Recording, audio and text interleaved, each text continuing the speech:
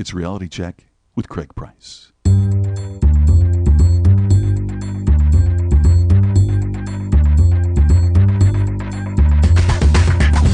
I'm an idiot. 4 minutes in and I'm already wrong. I'm like a monkey. Hello, look at me. You're like a beautiful mind. I'm more like Forrest Gump. So it's, Craig Price is the man. I knew it. Craig, shut up. It's Reality Check with Craig Price. This week, Devin Pike is here to discuss A Marvelous Nerd Year's Eve with Stan Lee. Welcome to the show. Thank you for listening. Lots to get to before our guests. So first off, this is our season finale. We had a great season of shows. There was lots of great guests, lots of great topics. There will be some changes next year for sure, because I'm going to need to reevaluate what works and what doesn't. We do this every year, and that's where your help comes in. What are you hoping for next year? Who do you want me to bring on the show? What kind of guests do you like? What kind of shows did you like the best? Do you like the live shows? Do you like the roundtables? Do you like when I just weird, strange folks that I talk to on a regular basis? Email me at craig@speakercraigprice.com. All input is welcome. You know, since this is the last show of the year, we may have a few bonus episodes drop between now and February 21st when the show returns. So don't forget to check in from time to time, or just sign up for the newsletter at realitycheckpodcast.com, and I will sneak one every so often, and you'll be able to know when one drops. Also, the annual charity calendar that supports past guest Richard Zimmerman's Orangutan Outreach is now available. Head over to realitycheckpodcast.com/calendar to check it out, and feel free to buy one or a dozen. New this year, if you want to buy a bulk order, which did happen last year, you can contact me, and for a small additional fee, I can add your logo to the cover showing that you are a proud sponsor. Now, I can't do that for every order, but if you're, say, buying 50 calendars, like someone did last year for client gifts, I would happy to customize the cover for you. So let's get to this week's guest. As many of you know, I host lots of panels for the Houston Comic-Con, Comicpalooza. It's one of the largest shows in the country, and I'm very fortunate, and I really enjoy doing them, recording some and playing some back for you here. You may also know that I'm trying to expand my moderating to more venues, more events, and thankfully, I'm ending 2016 or starting 2017, depending on your point of view, with a bang by being part of the Marvelous Nerd Year's Eve, which will be at the Sheraton Dallas, December 29th through January 1st. Now, if you head over to marvelousnye.com and use promo code Craig Price, you get $50 off a 4-day general admission pass. It's going to be a huge event, and because it has so many things happening, I wanted to bring the convention chair, Devin Pike, on to answer some questions, clarify some things, and just fill you in on all the cool happenings that weekend. You know, I don't know who I'm moderating yet, and I should know in about a week or two. That way I can justify watching Netflix all day and call it research. But as soon as I do, and I get the all clear, I'll let you know. Hopefully I'll be able to record some for the podcast so you can enjoy the panels as well. I'd like to thank Blue Sun Interpreting for connecting me with Devin, and I hope to see them there as well. So let's nerd out this Nerd Year's Eve with Devin Pike.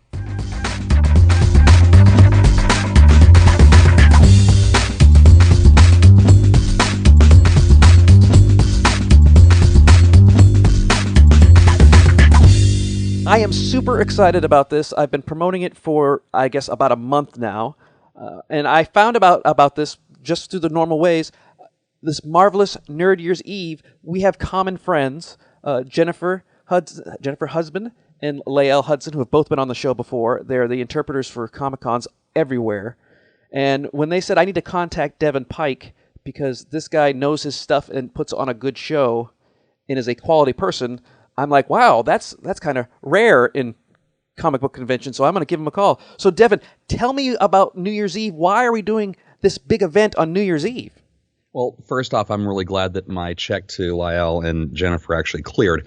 Marvelous Nerd Year's Eve has been something that I've wanted to do in Dallas for the last 5 or 6 years, and I love throwing a good party. Number one, I've done MC and DJ work, off and on for the last 3 decades. I love this town, and I know that this town is a great party venue. When you started to look at the way 2016 was shaping up, there was a rather sizable hole. A few of the legendary parties that have happened in this area have gone by the wayside in 2016, and so that opportunity was there. And then the second thing was looking at celebrating the birthday of one Stan the Man Lee.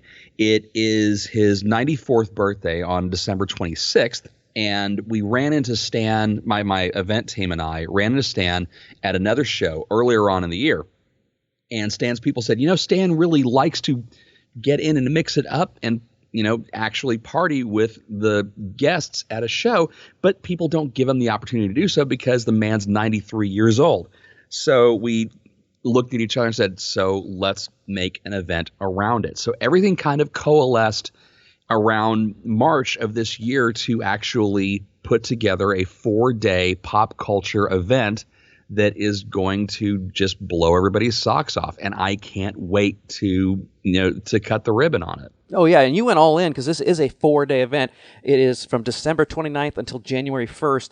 This is not something that you just kind of went, we're going to do it on New Year's Eve. It's going to be a Saturday, Sunday, bing, bang, boom. This is a full-blown 4-day convention of the highest order.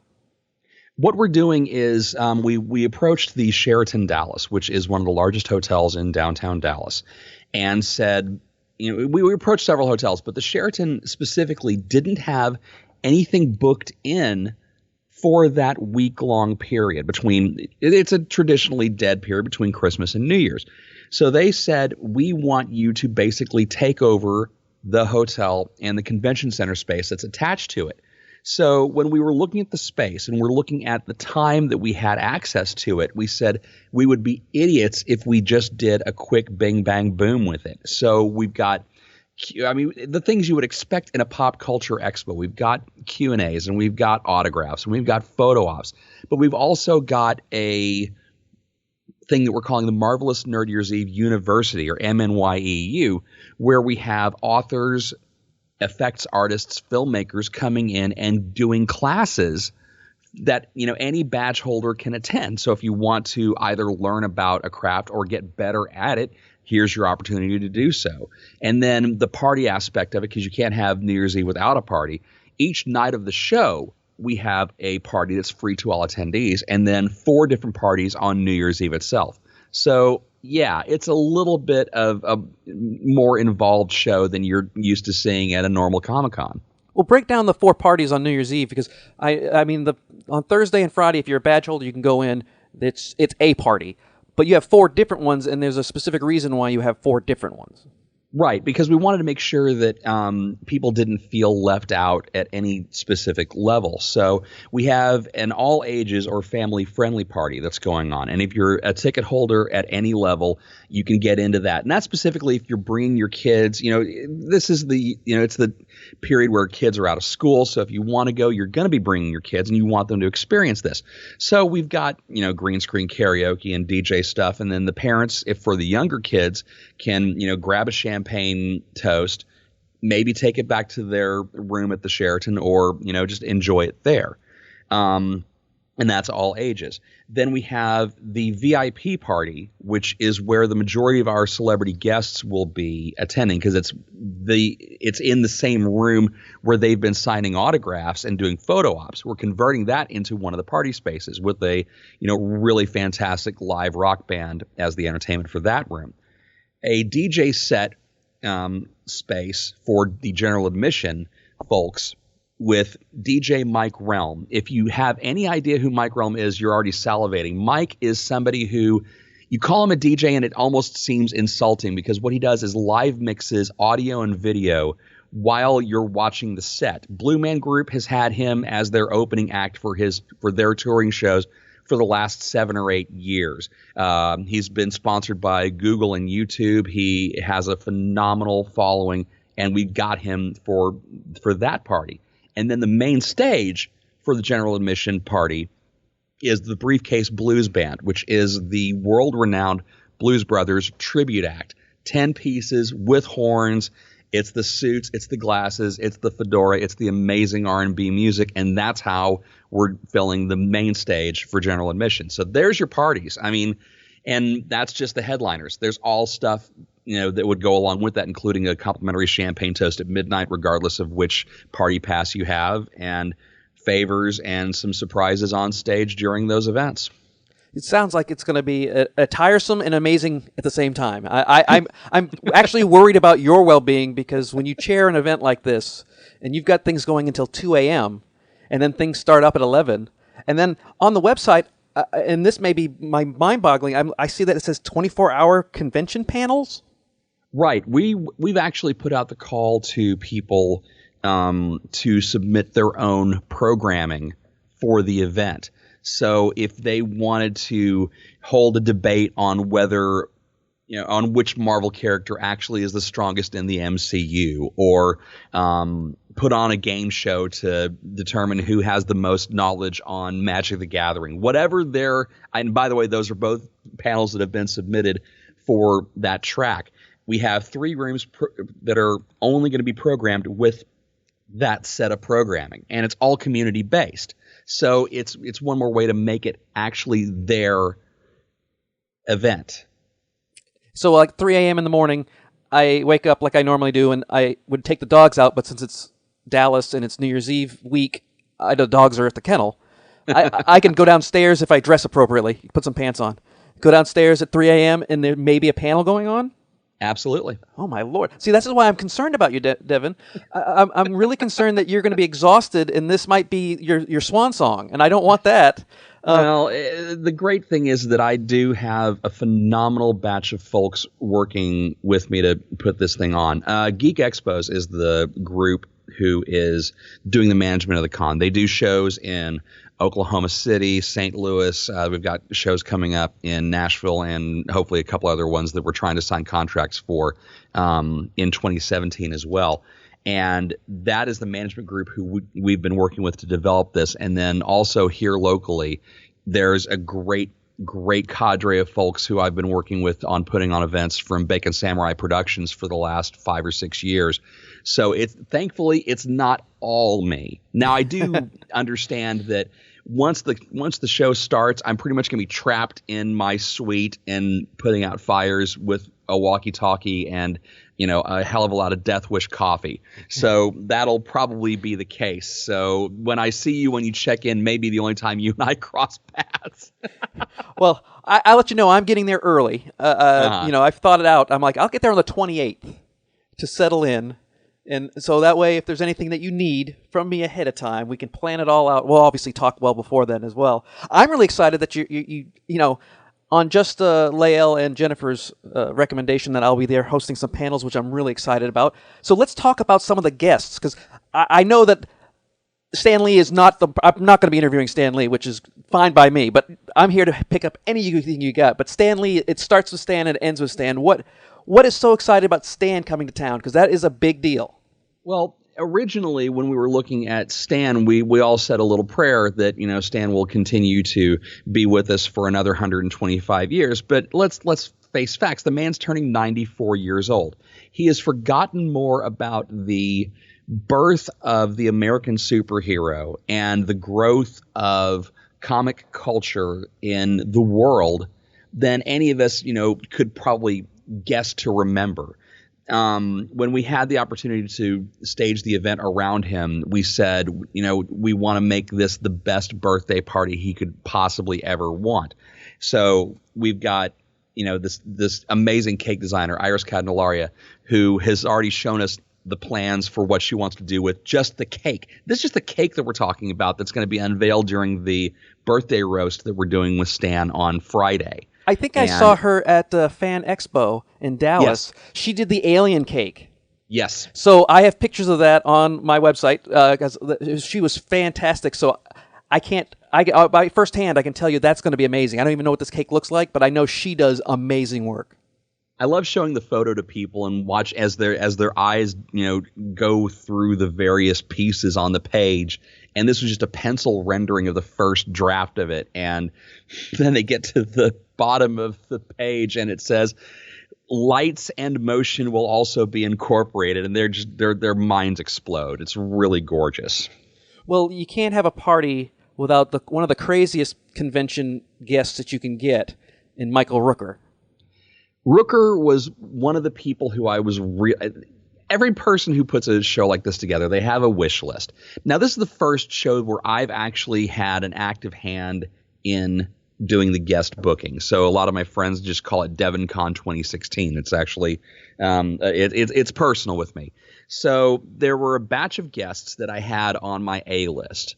and one of them has always been Michael Rooker. Every time he has been in town, it has always been an absolute blast. Wherever he turns up, the man is a consummate professional and one of the world's greatest smartasses I've ever met in my lifetime. And he's absolutely bonkers in a good way. Completely. I saw him in Comic Palooza this year, and he was with Ming Chen, another guest and a good friend of the show. Been on the before. Absolutely. Ming's going to be there, and it was just watching Ming desperately try to keep up with the craziness of Michael Rooker, who jumps into the crowd and talks to people and runs around and says all kinds of weird things and throws Ming Chen around like a rag doll. He's very entertaining, not only just on a stage level, but personally when you talk to him, he's just a great guy. The man has killed me on stage 4 times, twice with a microphone, once with a lightsaber, and once with a foam axe. I was very pleased about that. He's an absolute gem. I cannot say enough great things about Rooker. And then we've also got Sean Gunn, who he shares a lot of screen time with in both Guardians of the Galaxy and Guardians of the Galaxy 2. So they've wrapped filming on it. There's a trailer. There's a full trailer that's dropping.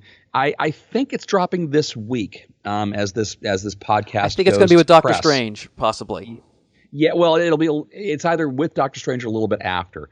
And we see that Yondu has an expanded role in Guardians 2, and that's all I'm allowed to say without the Disney snipers taking me out with a bullet to the back of the head.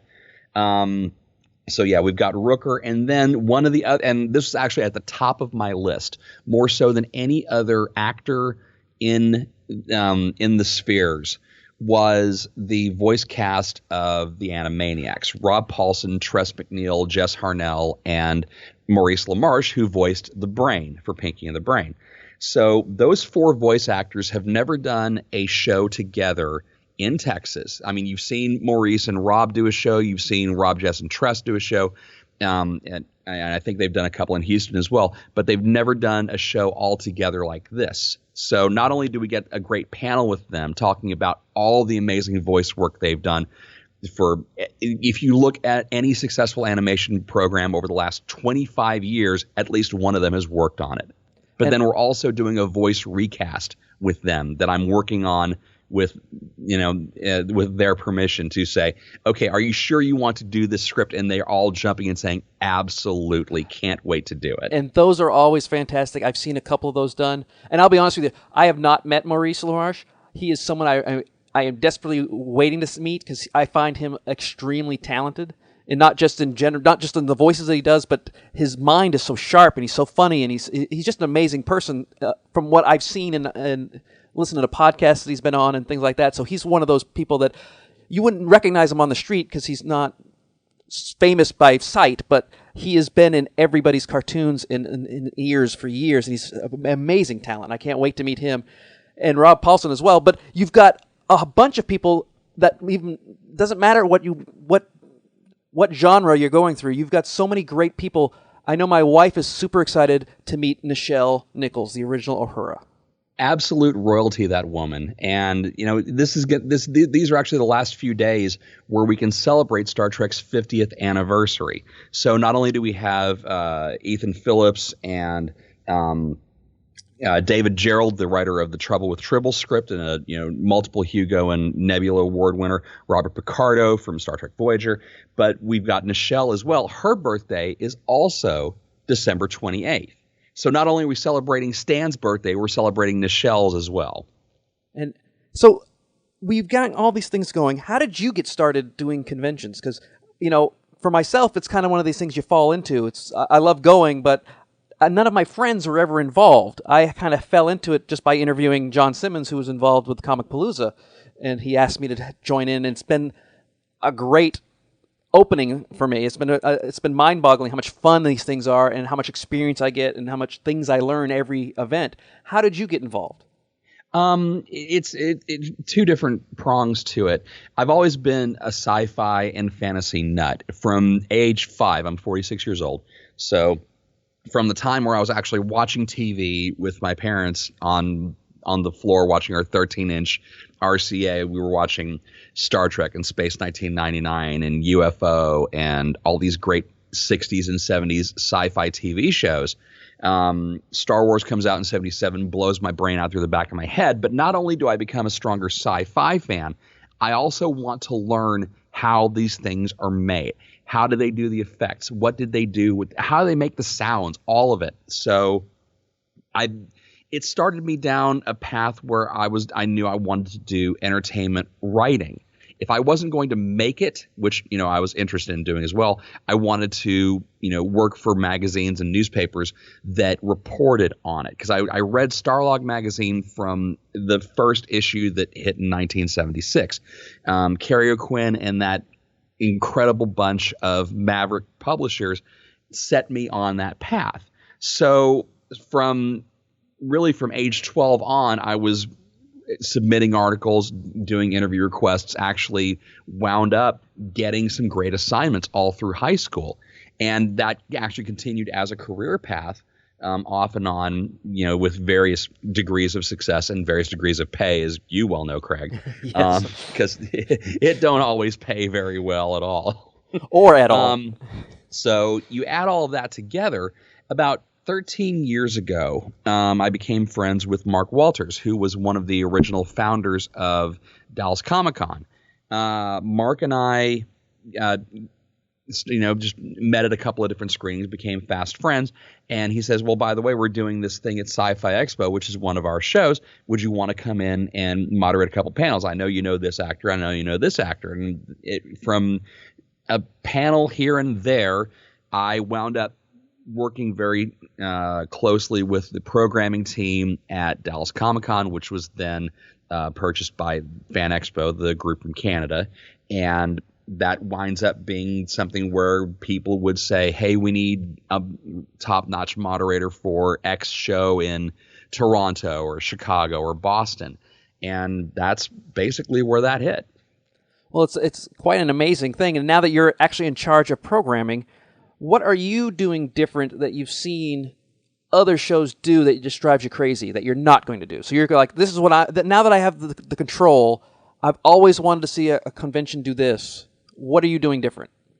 One of the things that I want people to take away from at our show that other shows get wrong is actually having something for them to do other than stand in lines and do a 15-second thing with their favorite celebrity. There are shows that all they're interested in doing is having people walk through the door, somebody grabs them by their ankles, turns them upside down, shakes every loose dime out of their pocket, and then doesn't care about them afterwards. What we're doing with Marvelous Nerd Year's Eve is making sure that there is something for every single ticket holder, regardless of what ticket you've got.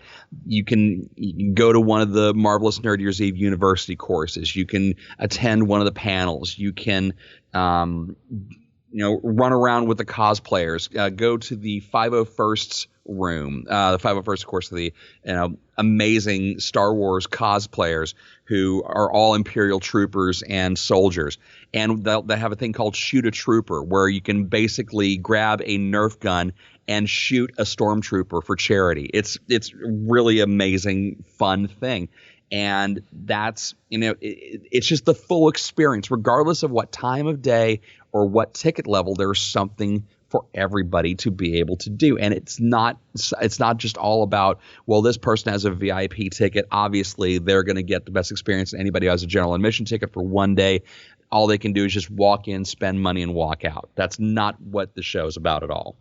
And I appreciate that, because that's the one thing that kind of frustrates me at some of these cons I go to, that you go in and it really is just a money-generating thing. And that's why, I get frustrated with the moderators, because they don't really care about the moderators, so they just grab anybody. And that's why I could tell that you have taste and quality control going on, because you've got me going on. What other moderators do you think you're going to have joining us? Well, we've got Mark Walters signing on. He's gonna definitely hop in for a few of the panels, especially with some of the comic artists that we've got coming out. There are other moderators like Shadow Wiley, who is not only does he have one of the most epic beards I've ever seen, but also just a phenomenally funny and insightful interviewer. Kate Nelson, who is one of the most insightful film writers I've ever met. She'll be moderating a few panels. Good gosh, who else do we have? Jason the X Dilworth from Super Cool Nerd Show. He'll be hopping up on stage at least a couple of times. If I don't give him the Clerks panel, I think he's going to throttle me. Yeah, there's a really good batch of mods that we've got coming in, and some guy named Craig Price. I'm not exactly sure what he's doing on this list, though. Yeah, I might have to take that off. Yeah, and that's my biggest concern is that I'm going to get to Dallas and I'm going to walk in the door and they're going to go, and you are, and I don't know, is Prick? Is it Prick? Or no, it's not Prick. It's Price. No, I don't see. How do you spell that? But no, it is going to be a super exciting time, and because you programmed this, I want you to tell me who is that one person that not a lot of people will know, because that's the great thing about geek shows. There's never enough things that you could possibly know. There's always a fandom that you can't possibly do because there's just not enough time. Is there one person who's either an artist, a writer, or an actor that you really think that most people won't know who they are, but they really should find out? Well, there's actually a couple of them. One of them is Natalie Cox. She is a British actor and voice actor who Star Wars fans will know from the two Force Unleashed games, where she was the model and voice of Juno Eclipse. She's also done roles in Jumper. She was in Clash of the Titans, Waking the Dead, a couple of episodes of The Vicar of Dibley. She's an amazing, so talented, and so wickedly funny. And this is actually her first American show. I've been corresponding with her for about the last, 7 or 8 years. Mutual friend, Adrian Mann, introduced us, and we just became fast friends. And the funny thing is that she and I don't think there are bigger fans of Absolutely Fabulous than she and I are. When the film came out, we were just beside ourselves and just like tossing gin and tonic, Eddie, gin and tonic, just back and forth to each other. So Natalie's really, really great. Also, Christina Wren, who a lot of audiences will only know because she had a small part in both of the Zack Snyder Man of Steel flicks, and including Brahm of Justice. So she's in both of those. But she's also one of those actors who is working her way through the talent system, but she is an amazing, amazing pop culture dork. She is on level with all the rest of us. And when we had her at Geekonomicon in Oklahoma City, we do a game show called Universal Remote, which is a takeoff on the MTV show Remote Control. Christina won that and actually handed a couple people who I didn't think were going to be such pushovers. She handed them their hats. So she's incredibly funny and just as much of a geek as the rest of us. So those would be my two hidden gems on the docket.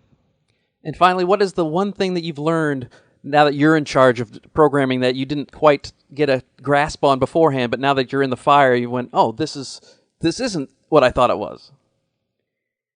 I think the one piece I've learned is that if you can put it on a spreadsheet and it's actually something that you take as a line item in your show, don't be surprised when it costs twice as much as you think it's going to. Never be surprised about it, and always, try to address it early, because the longer you leave it sitting there, the more it's going to bite you in the butt later on. We started actually doing logistical planning for the show in early August. And what I was telling my team is once we hit November, today is actually the drop date, the 22nd. Once we hit that date, the planning needs to be done. I mean, because nothing happens between Thanksgiving and Christmas. So I don't care that the show is slated to start on December 29th. If we don't have it done by November 22nd, then we're just going to have to basically let it flow. And to my team's credit, they have all taken that to heart. So we're as ready as we're going to be with it.